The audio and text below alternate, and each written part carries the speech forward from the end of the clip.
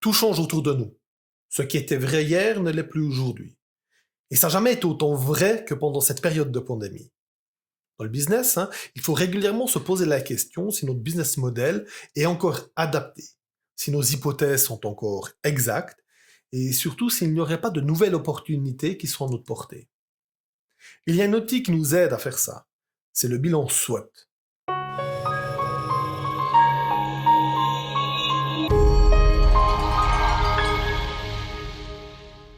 Une SWOT, ça n'a rien de nouveau. Cette méthode d'analyse est parmi nous depuis minimum 30 ans. Le problème avec une analyse SWOT, c'est qu'à premiers abords, cela semble abstrait et on ne sait pas très bien par où commencer. Et c'est là la principale difficulté d'une analyse SWOT. Il est important de bien poser la question de base pour notre analyse SWOT. Si on essaye d'appliquer une analyse SWOT à un domaine trop large, on n'aura pas de résultat pertinent. On sera trop vague. Donc il faut resserrer déjà le domaine qu'on veut étudier. Regardons la méthode d'analyse d'un peu plus près. Déjà le nom, SWOT, donc S-W-O-T. Il vient en fait de la première lettre du nom anglais de chaque case. Ces cases sont formées dans une matrice de 2 lignes et 2 colonnes. Ça ressemble à ça. Donc, une simple matrice de 2 lignes avec 2 colonnes qui forment 4 cases. Bon, regardons les colonnes d'abord. La première colonne est celle de ce qui est positif, donc quelque chose qui aide nos objectifs ou à atteindre nos objectifs. La deuxième colonne est celle de ce qui est négatif, donc les choses qui nous freinent, qui nous empêchent d'atteindre nos objectifs. Ensuite, on a les 2 lignes. Donc, la première ligne est pour les causes d'origine interne à notre entreprise, donc quelque chose qui est de notre faute ou sur laquelle on a de l'influence ou quelque chose qu'on a mis en place. Ensuite, on a la deuxième ligne. La deuxième ligne est pour les causes externes à notre entreprise. Donc, c'est plutôt quelque chose que nous subissons, c'est des éléments extérieurs qui changent, qui ont un impact sur nous. Bon. Ces 2 colonnes et ces 2 lignes forment 4 cases. La première case est celle de nos forces, c'est le S de SWOT. Nos forces ont une origine interne, c'est logique quelque part, c'est nos forces à nous. Donc, dans cette case, nous allons lister les éléments qui représentent nos forces dans le domaine qu'on est en train d'analyser, ce qui nous donne un avantage. Ces forces sont quelque chose de positif, évidemment. Ensuite, la case suivante est celle de nos faiblesses, donc le W de SWOT. Ici, il s'agit de nos faiblesses à nous, celles de notre entreprise, dans le domaine qu'on analyse, qui ont donc une origine interne. Ce sont des éléments qui sont négatifs.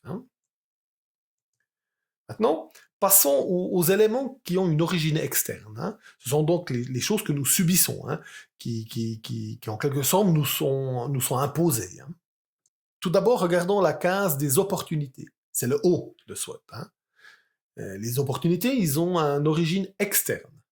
Ces opportunités nous sont proposées en quelque sorte par la situation économique ou d'autres éléments. Évidemment, les opportunités, c'est quelque chose de positif. Ensuite, on a la dernière case, c'est celle des menaces qui pèsent sur notre entreprise. Évidemment, les menaces ont une origine externe à notre entreprise. C'est quelque chose nouveau que nous subissons, des pressions qu'on subit.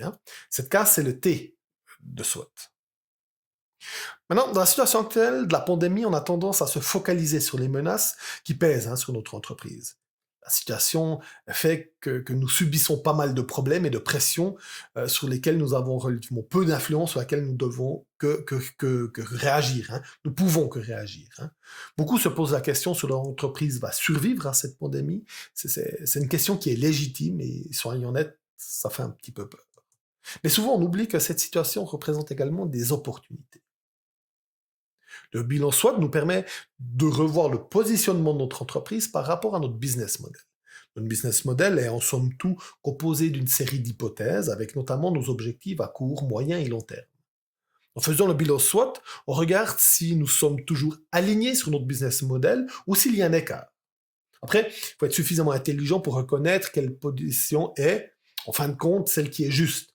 Est-ce que la position qu'on a maintenant, elle est adaptée à la situation et notre business model doit évoluer, ou si c'est l'inverse, si notre business model est juste, nos hypothèses étaient justes et on s'est écarté par erreur.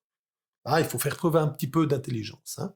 Le bilan SWOT peut nous indiquer s'il est peut-être temps d'adapter notre business model justement à la situation actuelle.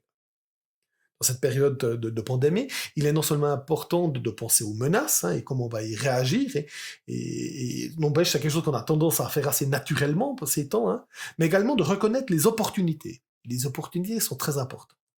Parce que avec cette pandémie vient également avec son lot d'opportunités, hein. Par exemple, il y a des emplacements commerciaux qui se sont libérés. Par exemple, des entreprises qui ont fait faillite.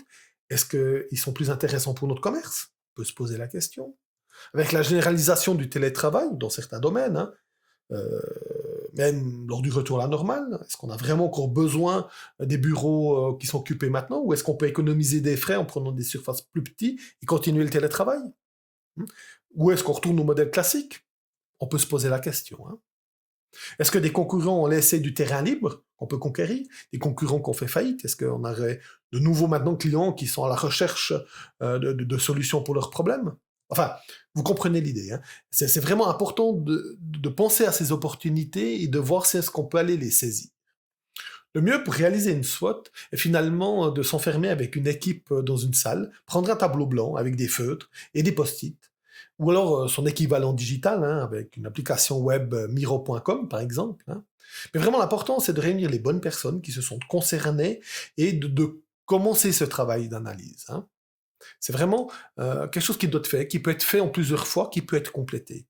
Une SWOT se fait pas en 10 minutes. Ça demande vraiment un petit peu de réflexion et il faut vraiment un peu se poser pour ça.